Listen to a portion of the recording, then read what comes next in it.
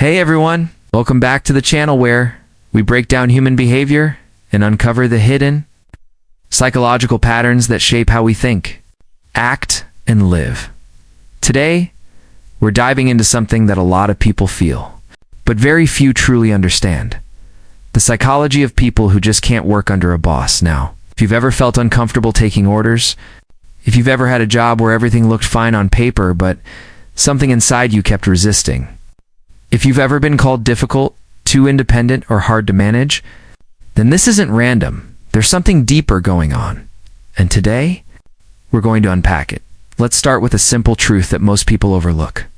Not everyone is wired to function inside structured authority, but here's where things get misunderstood. When someone struggles to work under a boss, the world often labels them as the problem. They're not a team player. They have an attitude. They can't follow instructions. But what if that's not the full picture? What if, instead of being dysfunctional, they're just differently wired? The first psychological trait I want to talk about is a deep need for autonomy. For independent individuals, freedom isn't just something they enjoy, it's something they psychologically need. When someone tells them exactly what to do, how to do it, and when to do it, it creates internal resistance, not always visible. On the outside, but very real on the inside, it feels restrictive, almost like something in their identity is being compressed. And this isn't rebellion for the sake of ego. It's deeper than that. Their brain naturally leans towards self-direction. They think best when they have control over their process. They perform best when they feel ownership over their actions, so when that control is taken away, their motivation doesn't just drop, it disconnects. Now here's the second layer. They don't thrive in rigid systems. Traditional workplaces are built on structure, hierarchy, rules, protocol, predictability. For many people, that creates stability, but for highly independent individuals, it creates pressure. They often feel boxed in, limited, even if they're capable, talented, and intelligent. They may underperform in these environments. And this is where it gets confusing for others. Because from the outside, it looks like wasted potential, but from the inside, it feels like misalignment. It's like putting a creative mind inside a system designed for repetition, or expecting a self-driven thinker to constantly wait for instructions. Eventually, something breaks, not their ability, but their engagement. Let's go deeper. Another key psychological pattern is internal validation. Most people are motivated, at least in part, by external rewards, recognition, praise, promotions, approval, but independent individuals operate differently. Their primary source of motivation comes from within. They care more about whether they think something is meaningful than whether someone else approves of it. So when a boss says, "Good job," it doesn't carry the same weight. And when a boss criticizes their work, it can feel frustrating, not because they can't handle feedback, but because they value their own judgment more. This creates a subtle tension because most workplaces are built on external evaluation, performance, reviews, metrics, feedback, loops. And when someone isn't driven by those systems, they don't fit neatly into them. Now here's something even more important: self-trust. Independent individuals often have a high level of trust in their own thinking. They believe in their instincts. They rely on their judgment. They feel confident making decisions. And this can be a powerful strength. But in a structured environment, it can also create friction, because when a boss overrides their idea or forces a different approach, it doesn't just feel like a change in direction. It feels like a loss of control over their own thinking process. Over time, that creates frustration, then disengagement, and eventually burnout, not because they can't handle work, but because they feel disconnected from how the work is being done. But let's be real for a moment. This mindset isn't all positive. There's a darker side to independence that no one talks about. Because while independence gives you freedom, it can also lead to isolation. Some independent individuals become so resistant to control that they start rejecting guidance altogether. They avoid collaboration. They struggle with teamwork. They miss opportunities, not because they lack ability, but because they don't want to feel directed. And this is where independence quietly turns into limitation. Because growth often requires feedback, it requires learning from others, it requires adapting, and if someone becomes too rigid in their independence, they can unknowingly block their own progress. Now, let's explore something even deeper: sensitivity to authority. For some people, the discomfort with bosses doesn't start in adulthood. It starts much earlier.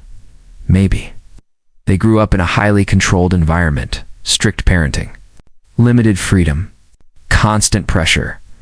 Or maybe they had negative experiences in past jobs, micromanagement, unfair treatment, lack of respect. Over time, their mind forms an association. Authority equals restriction. Authority equals pressure. Authority equals loss of self. So when they encounter a boss, even a good one, their brain reacts defensively, not always consciously, but emotionally. And this is important, because sometimes the problem isn't the current boss. It's the past experiences that shaped how authority is perceived. Now here's something fascinating. Many of these individuals have entrepreneurial thinking. They don't just want to complete tasks. They want to create outcomes. They want ownership. They want impact. They think in terms of building, not just executing. So when you place someone like that in a role where their job is to simply follow instructions, it feels like you're asking them to shrink, to suppress their natural way of thinking. And eventually, they either leave or they mentally check out. But here's the key insight that most people miss. Independent people don't perform best when they're managed. They perform best when they're trusted. Give them space. Give them responsibility. Let them figure things out. And suddenly, everything changes. Their creativity increases. Their energy returns. Their performance. But the moment you start controlling every step, you see the opposite effect. Because control reduces ownership. And without ownership, their motivation disappears. Now, let's pause and ask a difficult question. Is being unable to work under a boss actually a strength? The answer is, it depends, because independence by itself is neutral. It can either become your greatest advantage or your biggest weakness.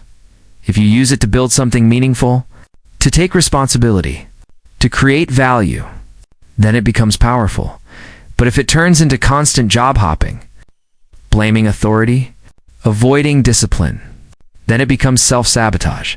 Because here's the truth most people don't want to hear. True independence requires discipline.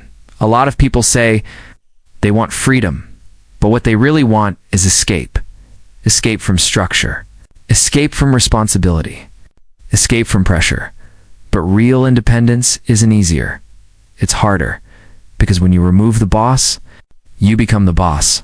And that means you need self-control, consistency, focus, accountability. No one is there to push you.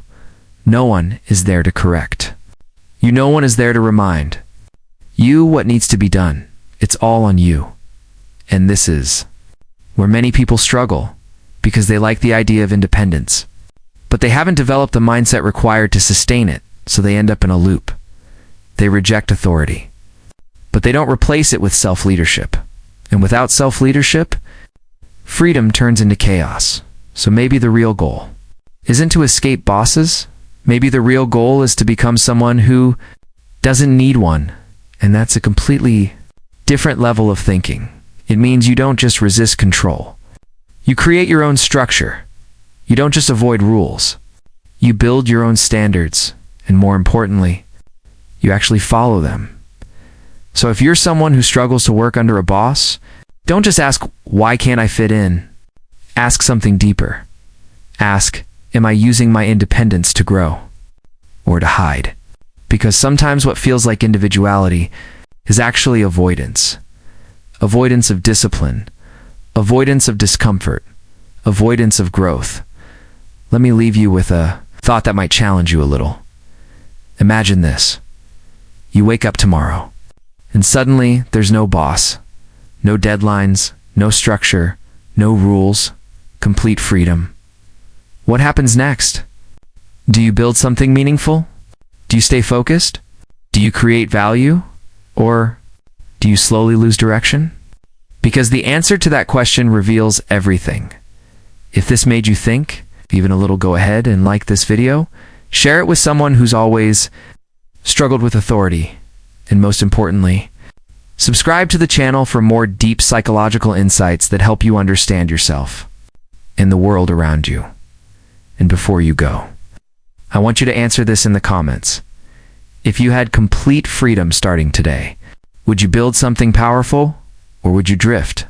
Be honest, because that answer might tell you more about yourself than anything else.